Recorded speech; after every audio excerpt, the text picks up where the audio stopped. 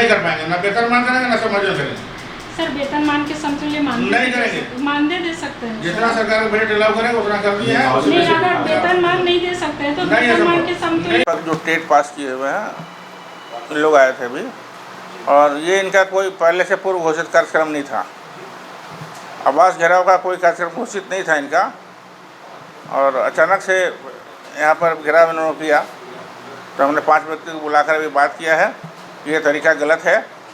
जब सरकार लगातार बैठक करके 3 बैठक करके हमने सारी समस्याओं का समाधान ढूंढा, और जब संघर्ष मोर्चा इस पर सहमत हो गया, सारी बातों पर चर्चा हुई, सब कुछ तय हो गया, इनका मानदेय वृद्धि हो गया, ईपीएफ का लाभ दे दिया गया, तो फिर अचानक से एक अलग गुट के द्वारा फिर से इस प्रकार का घेराव करना ये उचित नहीं है। हमने इनको स्पष्ट रूप से समझा दिया है, जो इनकी मांग है समायोजन का, समायोजन नहीं हो सकता है।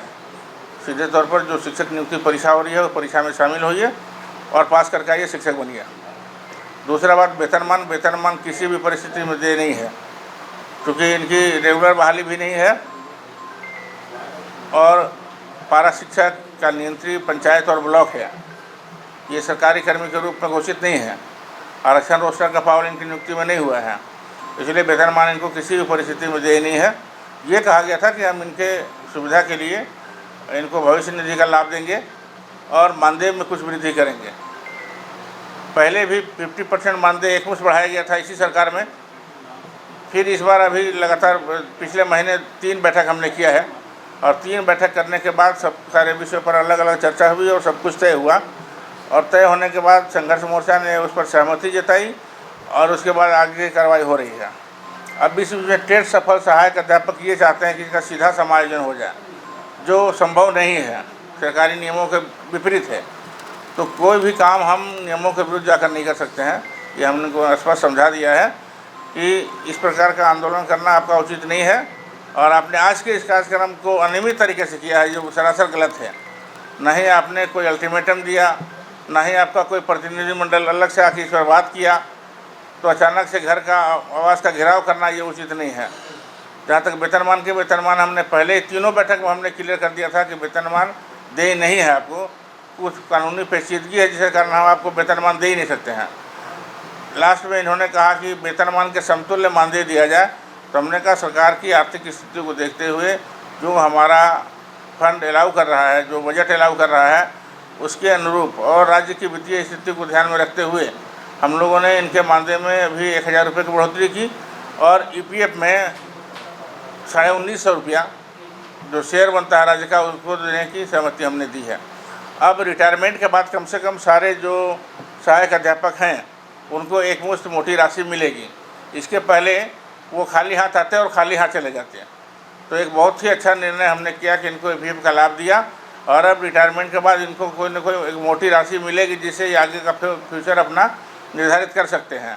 लेकिन ये बातें, ये टेट सफल जो सहायक अध्यापक हैं, इन्होंने सारे समझौता के पत्रों को ठीक से पढ़ा नहीं, और इनको लगा कि जैसे हम लोग को इसमें नहीं बुलाया गया, जबकि वो संघर्ष मोर्चा के साथ हम लोग की बैठक हुई थी, और सारे विषयों पर चर्चा होने के बाद सब कुछ तय हुआ, उस पर सरकार आगे बढ़ रही है। इस बीच में इन्होंने आजकल जो मेरे आवास के घेराव कार्यक्रम रखा, इसको हमने कहा कि ये बिल्कुल अनियमित है और ये उचित नहीं है। इन्होंने स्वीकार भी किया और उसके लिए खेद विवेक किया इन्होंने कि हाँ ये गलती हुई है हमको, कि हमने सूचना नहीं दिया पहले। ये अचानक हमने कहा कि इस प्रकार की कार्रवाई करना ये गैर संवैधानिक है। जब इच्छा करे किसी का आवास घेर दीजिए, जब इच्छा हो सड़क पर बैठ जाइए, ये बिल्कुल गलत परंपरा है। इस परंपरा को टूटना चाहिए। सरकार जब इनकी मांगों पर सम्यक विचार कर रही है और सब कुछ तरीके से चल रहा है, लगातार हमने 3 बैठक किया, और उसके बाद फिर इस प्रकार का बैठक, तो इन्होंने स्वीकार भी किया कि हाँ अचानक हम लोग जो आ गए वो हम लोग की गलती थी, हम लोग आइंदा इसको दोहराएंगे नहीं।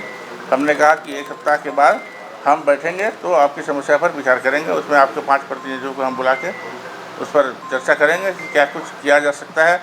जो हमने कर दिया है उसके अतिरिक्त अगर कुछ करने की स्थिति होगी तो उस पर विचार करेंगे, अन्यथा नहीं करेंगे। सरकार से अपेक्षाएं बढ़ गई है लोगों की, आप लोग जिस तरीके से अपेक्षाओं की एक सीमा होनी चाहिए। इस सरकार ने एक ही कार्यकाल में एक बार 50% फ्लैट इनके मानदेय में वृद्धि की, 1000 रुपये का मानदेय वृद्धि अभी हमने दिया, उसके बाद इनको ईपीएफ का लाभ दिया। इनके लिए कल्याण कोष स्थापित है, उसका भी यूटिलाइज करने का हम लोग रास्ता निकाल रहे हैं।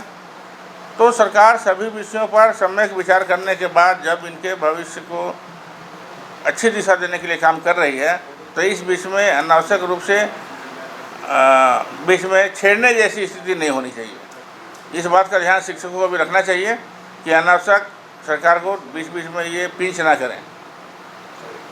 सर, शिक्षक दिवस के दिन में आकलन पर शिक्षक मिलने गए थे, उन्होंने बधाई दिया और उस दिन मेरी तबीयत थोड़ी ठीक नहीं थी, इसलिए मैं किसी कार्यक्रम में शामिल नहीं हो सका था।